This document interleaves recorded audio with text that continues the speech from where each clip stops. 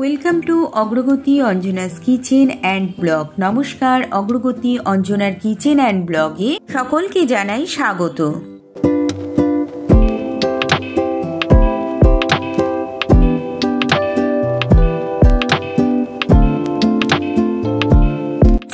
আপনাদের কাছে আমি একটি আমুদি মাছের নতুন ধরনের রেসিপি নিয়ে চলে আসলাম। আমুদি মাছের পকোড়ার রেসিপি। আমুদি মাছের বেশ কয়েক রকমের রেসিপি হয়, তার মধ্যে আজকে আপনাদেরকে পকোড়ার রেসিপিটি তৈরি করে দেখাবো। সকালবেলায় আমার হাজবেন্ড বাজারে চলে গিয়েছিল আর এখান থেকে দেখুন এই আমুদি মাছ কিনে নিয়ে এসেছিল, তার সঙ্গে কিছু চিংড়ি মাছও নিয়ে এসেছিল।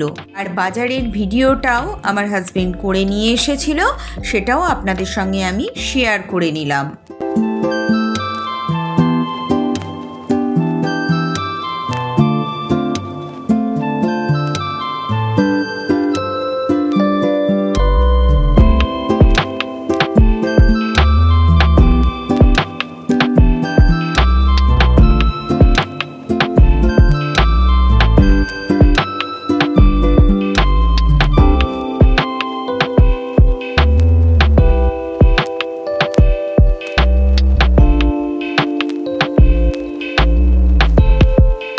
বাজার থেকে মাছগুলোকে কেটে এনেছিল ঠিকই, কিন্তু খুব ভালো করে ওরা কেটে দেয়নি। যেমন মাছের গায়েতে প্রচুর আঁশ ছিল এবং মাছের পেটের মধ্যেও অনেক ময়লা ছিল, সেগুলো আমাকেই পরিষ্কার করে নিতে হয়েছিল।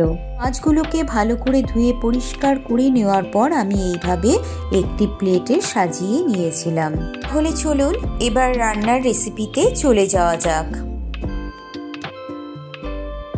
আমুদি মাছের পকোড়া তৈরি করবার জন্য আমি এখানে 2 রকম ডাল ও গোবিন্দভোগের চাল 1 মুঠ করে নিয়েছিলাম। এখানে 1 মুঠ মুসুরির ডাল ও 1 মুঠ মটর ডাল নিয়েছিলাম। মটর ডাল মুসুরির ডালের সাথে গোবিন্দভোগের চালটিকেও আমি বাটির মধ্যে জল ঢেলে 1 ঘন্টা সময়ের মতো ভিজিয়ে রেখে দিয়েছিলাম। সঙ্গে নিয়েছিলাম একটা লেবুর অর্ধেক অংশ। লেবুর অর্ধেক অংশটিকে আমি মাছের মধ্যে চিপে রস করে 1 ঘন্টা সময়ের মতন আমি ম্যারিনেট করে রেখেছিলাম। আমুদি মাছ সবসময় রান্না করার সময় খেয়াল করবেন, প্রচন্ড লবণাক্ত মাছ হয়, তাই রান্না করার সময় লবণটা কিন্তু বুঝে দিতে হবে। আমি সেই কারণে ম্যারিনেট করার সময় আলাদা করে কোনো লবণ এর মধ্যে দিইনি। মশলার জন্য আমি এখানে একটা পেঁয়াজ নিয়েছিলাম আর 3টে কাঁচা লঙ্কা, একটা শুকনো লঙ্কা, একটা ছোট সাইজের রসুন ও সামান্য আদা কুচি নিয়েছিলাম। এবার গ্রাইন্ডারের বাটির মধ্যে আদা, পেঁয়াজ, রসুন, শুকনো লঙ্কা ও এখানে 2 রকম ডাল ও গোবিন্দভোগের চালটিকে একসাথে পেস্ট করে নিয়েছিলাম। এবার একটা বাটির মধ্যে পেস্ট করা মশলাটিকে ঢেলে দিয়েছিলাম। এর মধ্যে 1/2 টিস্পুন চিনি, 1/2 টিস্পুন হলুদ গুঁড়ো ও সামান্য পরিমাণে লবণ ছড়িয়ে দিয়েছিলাম। এবার এর ভেতরে বার্নিং এর জন্য আমি বেশ কিছুটা পরিমাণে বেসন দিয়েছিলাম। সবকিছু দেওয়া হয়ে গেলে আমি ভালো করে হাত দিয়ে মিশিয়ে একটা ব্যাটার তৈরি করে নিয়েছিলাম। ব্যাটারটি অলরেডি নরম ছিল। ব্যাটারটিকে আরেকটু পাতলা করে নেওয়ার জন্য আমি সামান্য পরিমাণে জল মিশিয়ে নিয়েছিলাম।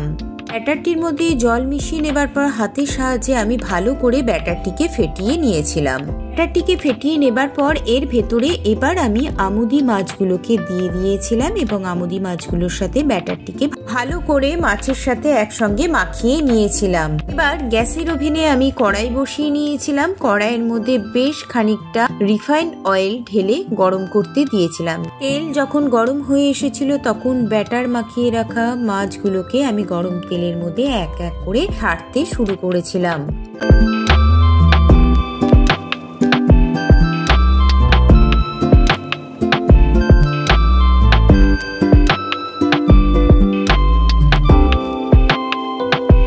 গরম তেলের মধ্যে মাছগুলোকে ছেড়ে দেবার পর এক পিঠ যখন ভাজা হয়ে লাল হয়ে এসেছিল তখন আমি অপর পিঠটিও উল্টে দিয়েছিলাম।